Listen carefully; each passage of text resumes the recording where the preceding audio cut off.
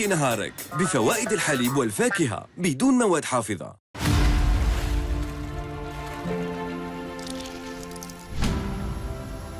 يقدم لكم هذا البرنامج برعاية رامي. Mesdames et messieurs, bonsoir.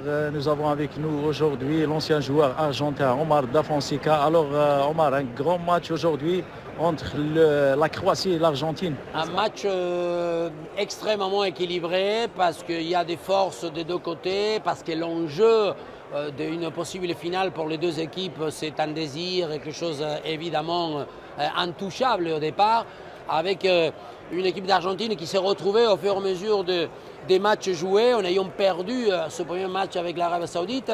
La Croatie qui a eu du mal à gagner, parce que même en poule, ils ont fait des matchs nuls avec beaucoup de difficultés, mais qui montrent une expertise, une expérience de la part surtout de Kovacic, de Modric, de Brozovic, et les Argentins qui ont donc la possibilité d'envoyer Messi en finale. Et on espère tous que le football puisse lui faire ce cadeau. Donc un match vraiment à suivre avec... on ne peut pas ni parler des favoris, ni quelqu'un qui puisse être supérieur, tellement les choses, l'incertitude règne avant de ce match. Sur le terrain, il y a un match aussi entre Messi et Modric.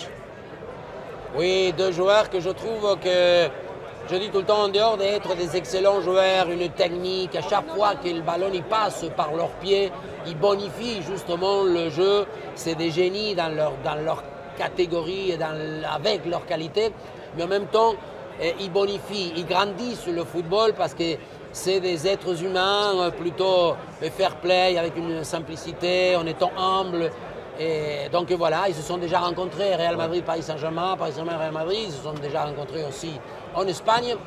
Mais en même temps, voilà, ce soir, ils vont justement être les leaders absolus de leur sélection. Un grand exploit pour la Croatie, c'est la deuxième fois consécutive, la Croatie en demi-finale de la Coupe du Monde.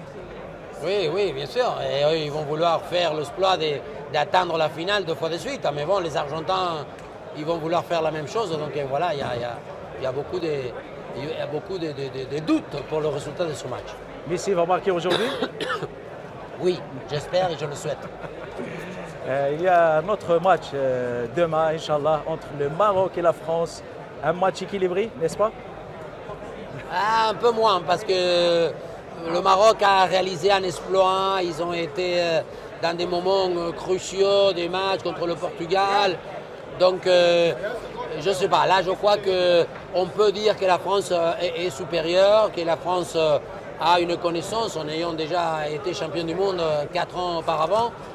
Mais bon, tout peut arriver. Il y aura donc un public aussi, parce qu'apparemment tout le stade sera marocain.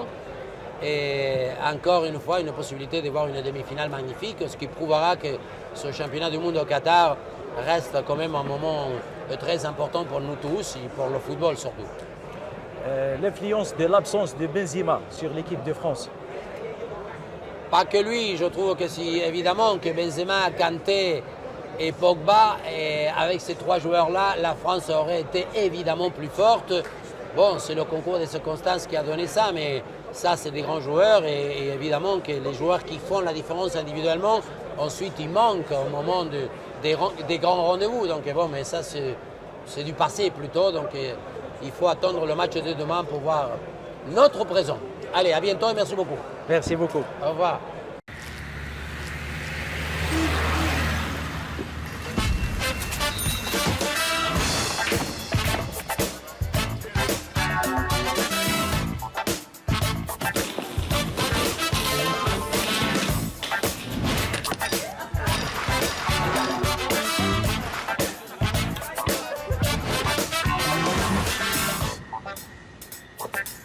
ملك نهارك بفوائد الحليب والفاكهة بدون مواد حافظة.